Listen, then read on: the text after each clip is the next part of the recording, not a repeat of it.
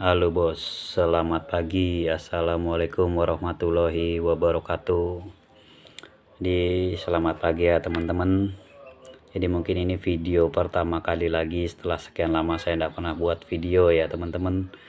Kali ini saya juga tetap mau bicarakan soal kerja di perkebunan kelapa sawit, khususnya di Kalimantan teman-teman. Jadi sebetulnya saya bikin video seperti ini sudah lama mau buat video. Saya cuma mau sharing-sharing aja lah ke teman-teman, terutama ya teman-teman pemula yang belum pernah kerja sawit sama sekali.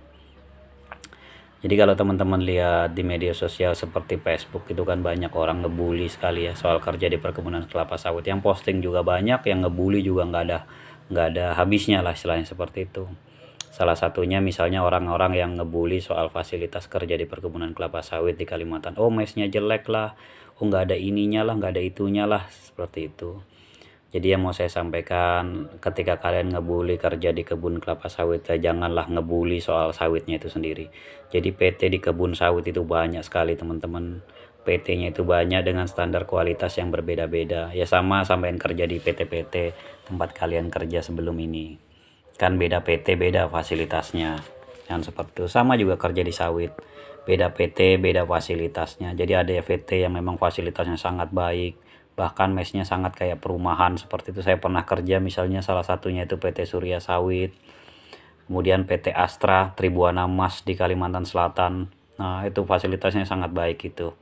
Nah, kalau yang di Surya Sawit itu bahkan kerja pun ada antar jemputnya seperti itu. Nah, Kargil itu segala itu kan tuh fasilitas PT-PT yang punya fasilitas sangat baik seperti itu. Jadi jangan ngebully lah soal kerja sawit itu fasilitasnya buruk.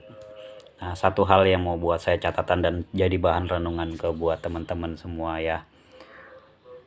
Kalian misalnya keterima sebagai pegawai negeri aja, apakah dapat sampean fasilitas mes, fasilitas antar jemput, listrik, air, kan tidak akan mas ya. Semua tetap bayar sendiri, rumah-rumah pakai sendiri, berangkat-berangkat kerja sendiri, tidak ada yang antar jemput. Nah, sampean bandingkanlah kerja di sawit.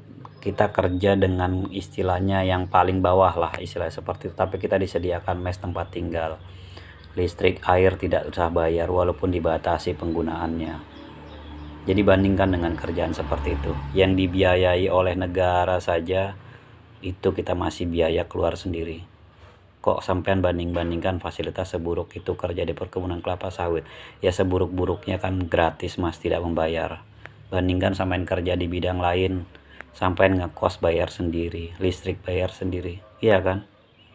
Jadi ketika kalian membuli soal kerja sawit ya, kalau memang nggak mau tinggal di mes, ya tinggal di perkampungan lah, naik motor, tinggal di perkampungan, ngontrak rumah, cari tempat yang ramai, murah, kan enak seperti itu. Itu berapa teman-teman saya melakukan hal-hal seperti itu. Ya memang nggak semua PT, karena ada beberapa lokasi PT itu yang lokasinya jauh dari perkampungan.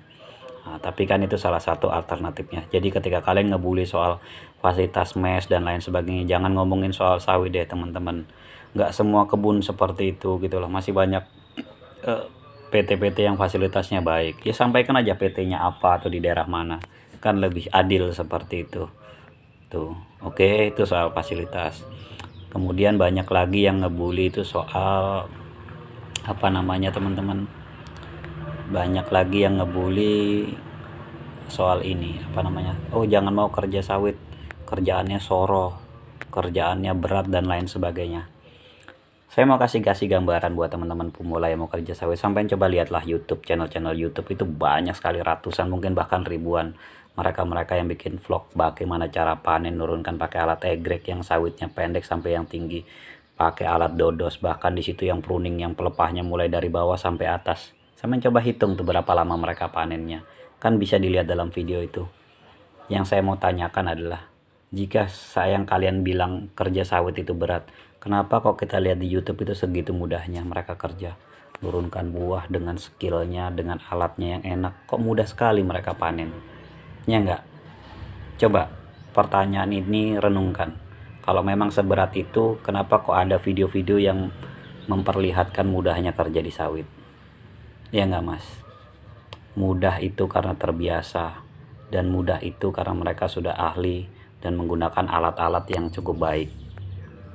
Nah jadi kerja di sawit itu mas, Kalau ada yang memang mereka bilang berat dan lain sebagainya, yaitu untuk mereka-mereka yang memang belum paham sama sekali kerja di sawit, belum terbiasa lah gitu loh. Kalau sudah terbiasa kerjaan sawit itu biasa aja Mas, kayak kerjaan-kerjaan yang lain di Jawa atau dimanapun itu. Bahkan kerjaan di Jawa ini banyak yang kita lebih berat lagi daripada kerja di perkebunan kelapa sawit. Misalnya sampean buruh pecah batu dan lain sebagainya, itu jauh lebih berat, sudah panas, keras, berat. Atau kuli panggul misalnya, tebu misalnya, panen tebu itu jauh lebih berat lagi, udah panas, tersayat-sayat ya kan, ngangkat naik ke truk itu luar biasa juga beratnya Mas. Rekoso lebih berat lagi lah. Di sawit ini Mas ya, kita kerja kayak kerja biasa saja, kita mau capek istirahat kapanpun silahkan loh Mas, nggak ada yang ngatur kita kerja di sawit ini, bebas. Yang penting tuh hasil kita ada, dapat menyelesaikan ancak, selesai udah gitu loh. Kita tidak terlalu terbebankan kapanpun kita mau istirahat ya gitu loh. Yang penting kita bertanggung jawab terhadap hasil panen kita, itu ya. Jadi ketika ada yang mengeluhkan soal kerja sawit ini berat, cobalah lihat di YouTube. Sekarang udah zaman media sosial Mas, zaman teknologi lah. Kalau seberat itu nggak mungkin ada begitu mudahnya ditampakkan kerja sawit itu. Biasa-biasa aja kan kerja sawit, cuman turunkan ceret ceret ceret ceret, jatuh buahnya, keluarkan pakai arko, selesaikan kerjaan. Kan seperti itu aja gitu. Saya bukan mengentengkan kerja sawit, memang sangat berat bagi pemula, tapi kalau udah yang berpengalaman, kerjaan ini kan biasa-biasa aja Mas, iya enggak? Jadi jangan terlalu lebay ngomong kerjaan sawit ini berat dan lain sebagainya. Itu kalau ada yang bilang kerja sawit itu berat, saya mau menjawabnya soal itu. Kemudian ada lagi yang mengebuli soal gaji, jangan mau kerja di sawit gajinya nggak sesuai dan ini dan itu gitu loh. Sekarang saya punya pertanyaan, mandor-mandor itu atau asisten itu kan semua manusia Mas. Ketika sampai mengalami hitungan yang bermasalah dan lain sebagainya, ya disampaikan dengan baik-baik. Sampai punya catatan panennya, sampaikan ke mereka, dicek siapa yang benar siapa yang salah, kan akhirnya ketahuan Mas, dicocokkanlah peribahasanya seperti itu.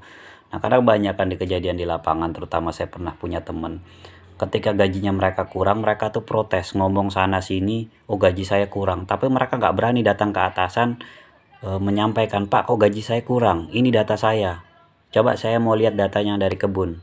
Mereka nggak pernah seperti itu, hanya ngomong kurang kurang kurang, ini korupsi lah, tapi nggak berani datang ke kantor atau mengecek, menyamakan dengan catatan buah mereka. Nah jadi pertanyaan saya, kenapa kok takut kalau memang benar gitu loh. Itu kemudian atasan itu kan semua manusia Mas, mandor asisten itu kan semua manusia gitu loh. Jadi kenapa harus takut gitu loh. Kalau cuman ngomong gaji kita kurang, ada yang korupsi, itu semua orang bisa Mas, kan seperti itu.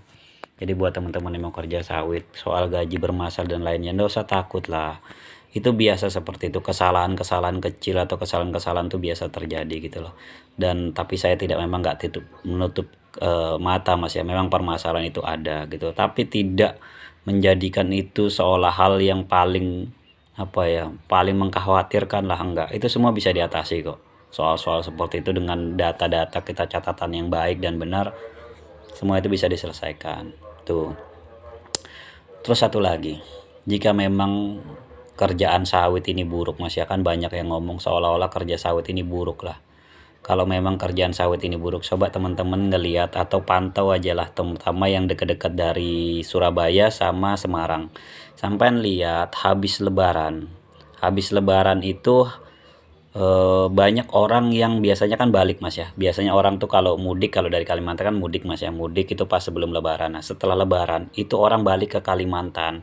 Itu sampai lihat di pelabuhan Surabaya, Tanjung Perak, Surabaya dan Semarang, itu hampir 3 bulan itu kapal itu penuh sama penumpang ke arah Kalimantan. Nah yang dari Kalimantan ke Jawanya habis lebaran itu sepi, nggak ada penumpangnya. Tapi yang setelah lebaran itu yang berangkat ke Kalimantan tuh banyak. Nah itu rata-rata mayoritas mereka pekerja di Kalimantan, dan mayoritas juga pekerja di perkebunan kelapa sawit di Kalimantan.